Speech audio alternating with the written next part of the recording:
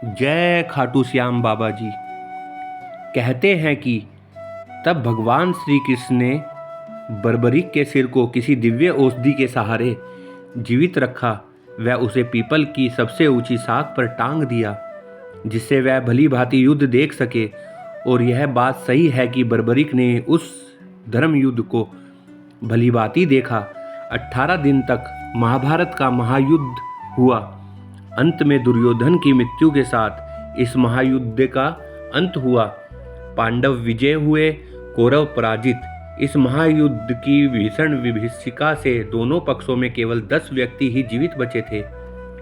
पांडव पक्ष में 5 पांडव, श्री कृष्ण व सात्यकी, और कौरव पक्ष में अश्वत्थामा, कृपाचार्य और कृतवर्मा। युद्ध समाप्ति के पश्चात भगवान श्री कृष्ण ने देखा कि पांडव अपनी विजय के मद में चूर हैं। उनका व्यर्थ का अभिमान दूर करने के लिए वह 5 पांडवों सात्यकी, द्रौपदी और कुंती सहित बर्बरीक के पास पहुँचे। बर्बरीक का मुखमंडल चमक रहा था। उसने आदर सत्कार के पश्चात पूछा, कहो कैसे आना हुआ। सभी उनके मुख से अपनी अपनी वीरता की प्रसन्नता सुनना चाहते थे। अर्जुन उनके मुख से यह सुनना चाहते थे कि मेरे समान धनुर्विद्या का ज्ञाता इस संसार में दूसरा कोई नहीं है। वह अपनी प्रशंसा स्वयं करने लगे। बर्बरीक, क्या तुमने इस महायुद्ध को भली भांति देखा है? बर्बरीक ने स्वीकारात्मकता मुद्रा में सिर हिला दिया। अर्जुन गर्व से भरकर बोला, तब तो तुम इस बात को भी मानोगे कि यह युद्ध मैंने अपने बाहुबल से जीता है। 18 दिन निरंतर गांडीव की टंकार से 10 दिशाएं गूंजती रही। भीष्म पिता को मारना कोई हंसी खेल नहीं था। भीमसेन के पौत्र बर्बरीक के मुख पर व्यंग भरी मुस्कान खेलने लगी। बोले, हाँ, भीष्म पिता के विषय में मेरा भी यही विचार है। कहे चलो, रुको नहीं। अर्जुन फिर बोला, मैंने भगदत्त जैसे महाबली को मार गिराया, द्रोण को निस्तेज कर दिया था, और कर्ण जिसके भय से धर्मराज युधिष्ठिर को रात भर नींद नहीं आती थी, उसका वध भी मेरे ही हाथों हुआ। बाद में अश्वत्थामा को मणिरहित भी मैंने ही किया। क्यों बर्बरीक, अब तो तुम मेरी और मेरे गांडीव की प्रशंसा करोगे? बर्बरीक खुलकर हंसा। उत्तर दूंगा, और भी किसी को कुछ कहना है तो कह लो। भीम बोल पड़ा, मेरी इस पर्वत विशाल गदा के विषय में क्या विचार है बर्बरीक? तुमने देखा होगा कि इसी गदा के सहारे मैंने दुष्ट दुशासन का रक्त पिया।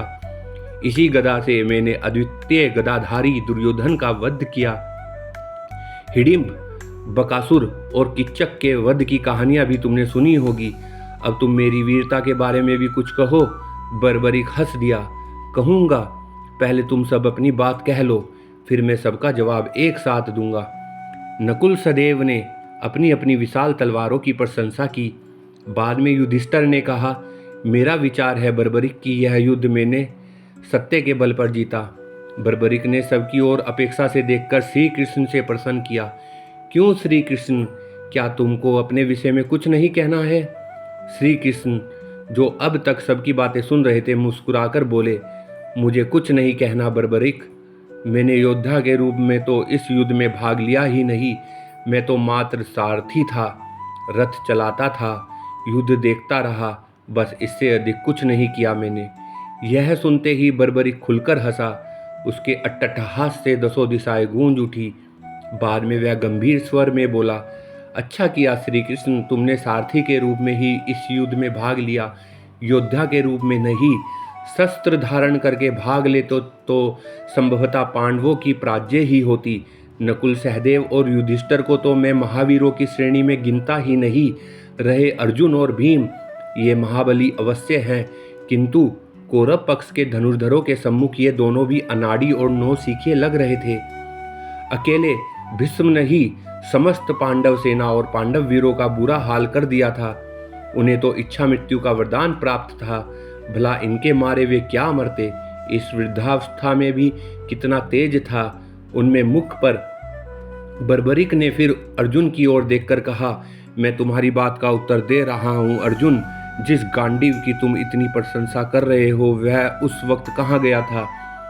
अब भीष्म ने तुम्हारी सेना को छीन भीन कर दिया था, रथ तोड़ दिया था, कपिध्वज धरती पर पड़ा था, तुम मूर्छित हो गए थे और श्री कृष्ण को अपनी प्रतिज्ञा तोड़कर तुम्हारी रक्षा करनी पड़ी थी।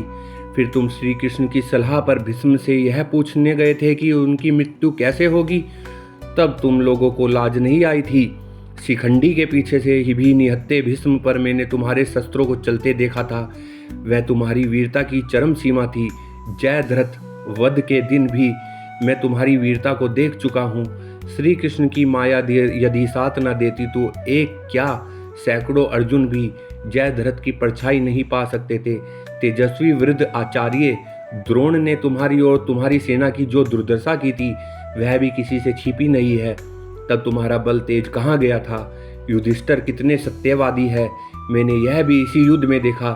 श्री कृष्ण की सलाह पर अपने गुरु के सम्मुख जाकर उन्होंने झूठ बोला, जीवित अश्वत्थामा को मृत बताया, क्योंकि पुत्र शोक में ही उसकी मृत्यु का कारण हो सकता था। यह सुनते ही युधिष्ठिर बोल उठे, भूलते हो बर्बरीक, मैंने कहा था अश्वत्थामा मारा गया है, किंतु नर नहीं हाथी।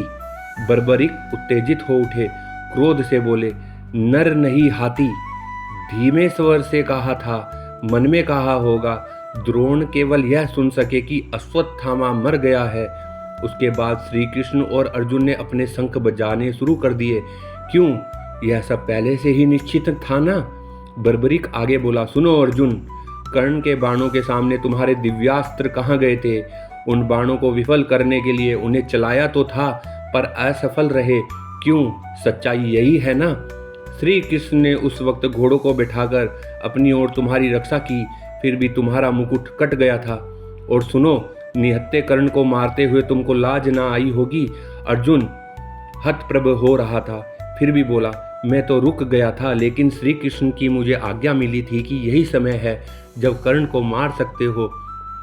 यदि कर्ण रथ का पहिया कीचड़ से निकालकर रथ पर बैठ गया होता तो एक क्या अनेक अर्जुन भी उसे मार नहीं पाएंगे। बर्बरीक की वाणी में व्यंग्य उभर आया। ठीक ही किया श्री कृष्ण ने, तुम्हें युद्ध जो जिताना था मुझे याचक बनकर बेकार कर दिया। बलि भगदत्त की प्रचंड शक्ति को श्री कृष्ण ने अपनी छाती पर सहा, क्योंकि तुम्हारे शरीर के वह सत खंड कर देती। हाँ भीम, अब तुम भी सुनो, यह तो सच है कि तुम अतुल बल के स्वामी हो। तुमने निश्चित ही हिडिंब, बकासुर और कीचक को मारा, पर यह युद्ध तो गदा से नहीं जीता जा सकता था, क्योंकि इस युद्ध में इस युग के सर्वश्रेष्ठ धनुर्धर सम्मिलित हुए थे।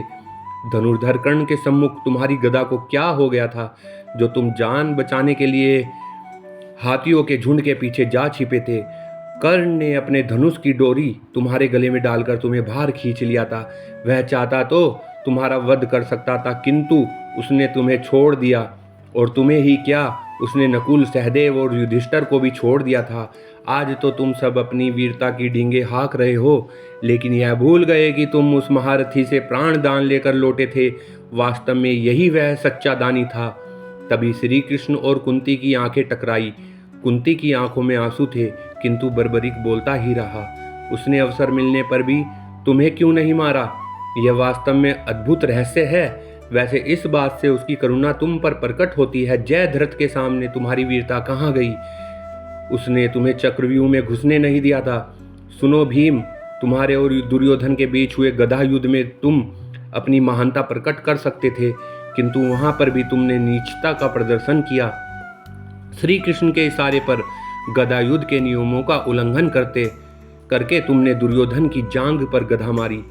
धिक्कार है तुम्हें और तुम्हारी वीरता पर। बलराम तो तुम्हें तुम्हारी दुष्टता का दंड देने उठे थे, पर श्री कृष्ण ने तुम्हें बचा लिया था, क्योंकि यह सब उन्हीं के इशारे पर हुआ था। धन्य था दुर्योधन, वीरता की लाज रखनी उसे आती थी।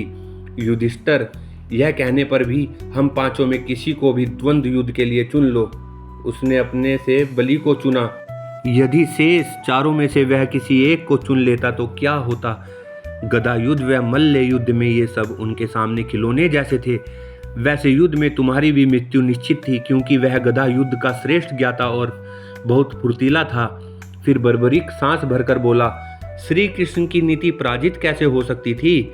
मुझसे यदि कोई पूछे तो मैं यही कहूँगा कि इस युद्ध के वास्तविक विजेता श्री कृष्ण ही है, जिन्होंने अपनी बुद्धि और नीति के सहारे इस युद्ध को जीता।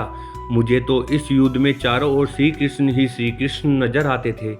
श्री कृष्ण नीति की जय हो, यह कहकर बर्बरीक मौन हो गया। इतना सुनकर श्री कृष्ण ने महाबली को खुश होकर यह वरदान दिया कि महाबली बर्बरीक, कलयुग में तुम मेरे नाम से पूजे जाओगे और जो तुम्हें सच्चे मन से ध्याएगा वह मनवांछित फल पाएंगे। और आज यह सच जग विख्यात है कि उस काल के बर्बरीक आज के बाबा श्याम हैं। आज सारा संसार उन्हें शीश के दानी के रूप में जानता है और जो भी सच्चे मन से इनकी शरण में खाटू श्याम जी जाता है उसके समस्त कारज प्रभु श्री श्याम पूर्ण करते हैं और उसके जीवन को सुख संपदा व खुशियों से भर देते हैं। शीश के दानी की जय, खाटू नरेश की जय।